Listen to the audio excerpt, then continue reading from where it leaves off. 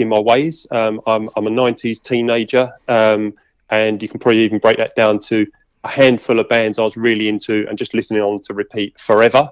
Oasis and, the likes of Ocean Colour Scene being at the top there. I sort of shared a couple of bits and pieces, hence the name, from my loft. Stuff from the 90s, old Enemies, signed set lists that I collected, bits and, stuff like that. And people found an interest. It was just a nostalgic, sharing of stuff. And then as I was on Twitter, people started saying, "Oh, have you heard this band? Have you heard that band?" And initially, like a lot of people, it's like, "No, it's all right. I know what I like, and that's fine. We'll leave it there." And I listened to a few, and it just took off. Do you know what I mean? There were so many bands, and I could hear a 90s influence in those bands and artists. Sorry, there's some solo artists. And it just went from there, really.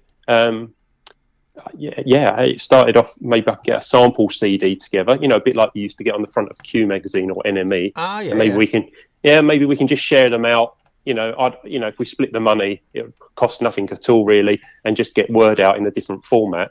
And then if someone said, "You should make it an official release," did a bit of research, read the official chart rules, how to register for copyright and stuff like that, and permission. And before I knew it, the first album sold 500 copies, I think, something like that, maybe a little bit more. And it charted at 54. Wow. And then I was hooked. I think just the sort of method in what I was thinking was I'd read that one CD sale is the equivalent of 1,000 streams, in the charts. So selling a few albums is going to make a big impact. Yeah. That's really, really interesting, because you're right, it's a tough gig at the minute, and that's really interesting because copyright's a problem, isn't it? We'd like to do the show, we sometimes video it and put things out, or when we do our interviews, you bang them onto YouTube and you get flagged up that you've got a copyright one, you've had the artist on the blooming show, which is nuts. And it's a difficult one, and I think that's fantastic. I mean, we create a lot of playlists on our platform as well, and that's really interesting about your album and how you're doing it and the success, because you're right, 500 copies that's pretty cool. That is really cool. I'm liking it. And it started with a playlist, like you say. This all starts. I'm not anti-streaming. I think it's got its place, 100%. Yeah.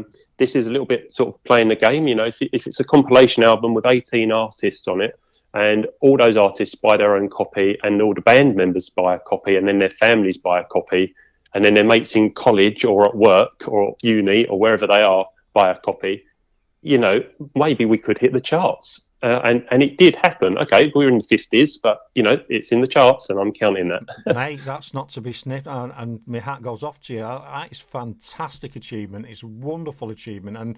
And what we really like about it, and why I want you on the show, is, it's those emerging artists, because it's difficult for them to sort of get noticed, and every little crumb of promotion that we can put out for them is, it all helps, doesn't it? Because you never know, that one band or that band could be discovered by someone and go, well, these are brilliant. Let's push them on. So I think it's great.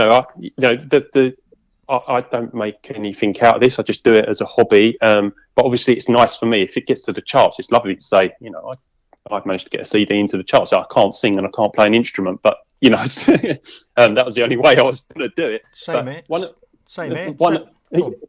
You can love music without being able to sing or play it, and but I just it just worked out. It just worked out. And one reason why I wanted to get some of these tracks on CD, as you say, we all have playlists and we listen to great shows like yourself.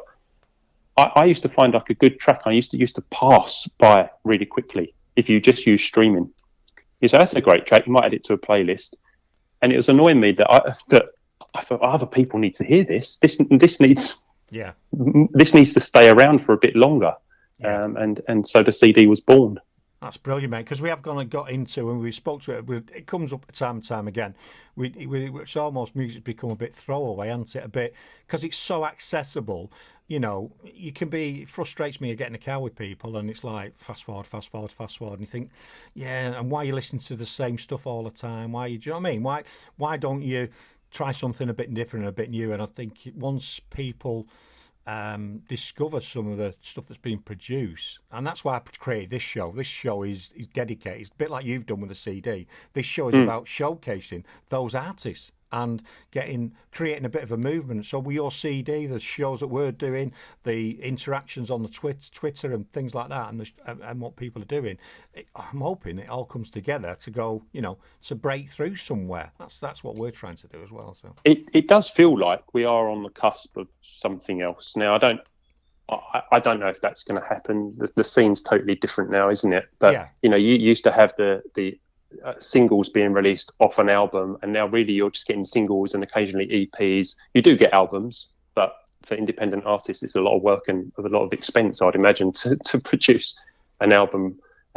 More than me just putting the tracks together. They've got to actually make them, haven't they? But and they pass by. But I think we seem to be on the cusp of some sort of indie revolution, maybe. We are, and I'll probably put you in contact with some guys we're working with at the minute, and they do some stuff in the States and what have you. So that could help as well. So we're just in discussions with them about what to do, and it's about pulling all this sort of thing together. The promotion, how do you do things, how the artists get on, like you've said, how do you get through your copyright, how do you get your stuff onto Spotify, how do you create an album, so all that, pulling all that together, and so that could be an interesting project for us as well. So sounds good. So good.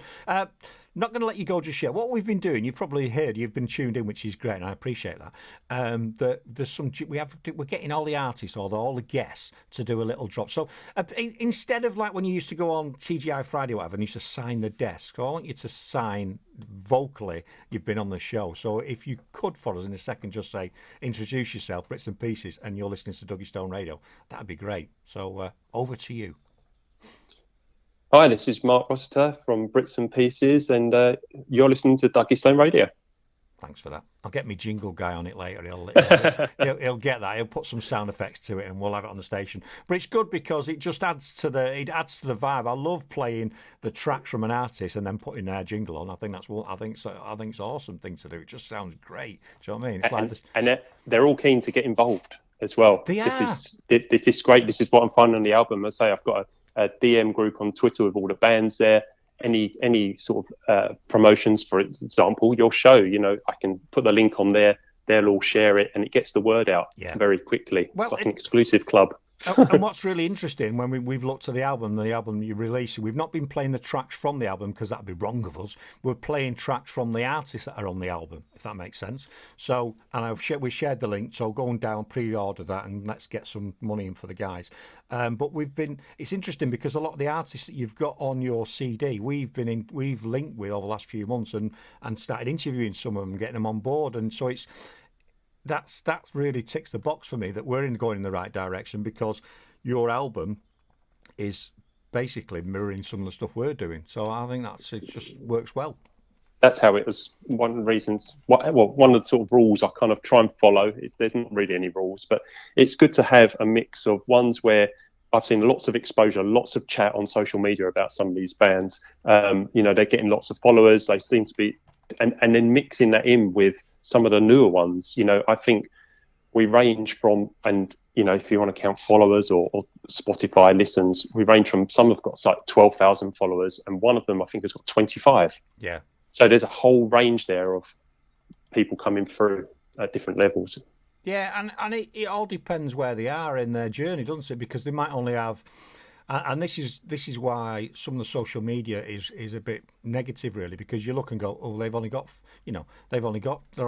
50 streams a month. They must be rubbish. No, they're not. They might have only just released it, or they've just cut. They might be as good as the guys with 20,000 followers on. It's tough. So I think people should sometimes ignore those likes, those followers, because yes, absolutely. I think it detracts from it, and we put too much emphasis. As an example, one of the guys we work with, they've just relaunched the Twitter feed, so they've got no followers.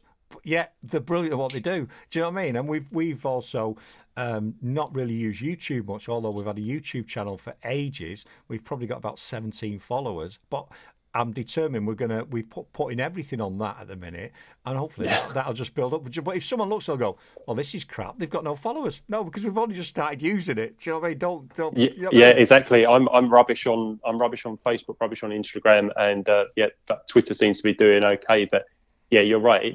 There's so much there that you shouldn't go with. Yeah, you shouldn't go with the follower numbers. It's just there's some really good stuff out there.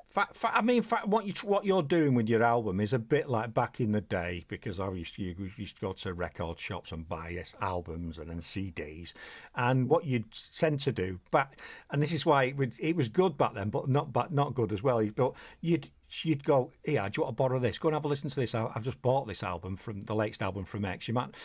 A classic for me, a friend of mine back in the day went, listen to this band, they're brilliant. I think they're going to do really well. And it was U2.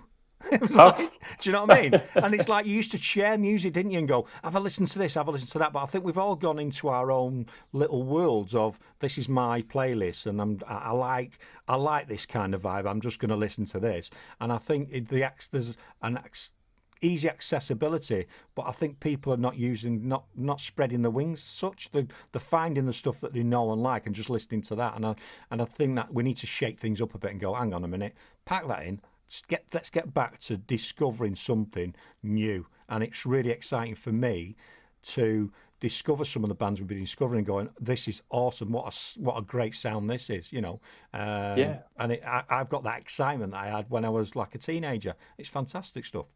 That's all I'm doing. I'm doing releasing this CD is the equivalent to me sharing a compilation cassette in a sixth form common room with my mates. Yeah. And going into the late 90s, I even made a few little compilation CDs when I decided to get a bit ambitious with CD writer. But when you did that, and I think everyone did that, didn't they? You know, if a couple of friends said, "Oh, let me have a copy of your compilation," that was good, wasn't it? You know, it's all I'm doing is create a compilation CD, and the fact that people want a copy and want to part with some money is a brilliant.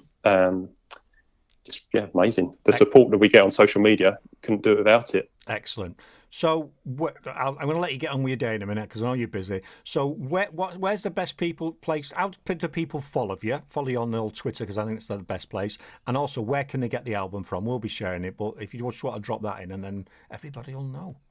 Yeah, no problem. So I'm Brits. It's at Brits Pieces on Twitter.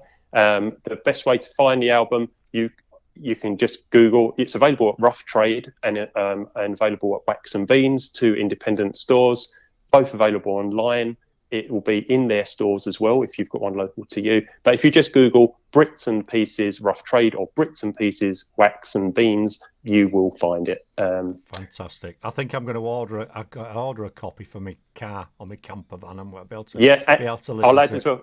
They all come with a download code as well if you're into that, so you can download it in full quality with the CD as well, because I know a lot of people don't have CD players, but you know, it's all about supporting the artist. And if there is any profit, you know, paid out for this, if there is any profit, it goes straight to the artist, like I've done for the last 2 albums. I divide it by 18 and send it over to them. That's fantastic, mate, and I'm sure they appreciate every penny that they get, even if it's a couple of quid. That is a massive tick in the box for them, and on behalf of that artist and the industry and what you're trying to do, we thank you, because I think it's phenomenal what you're doing.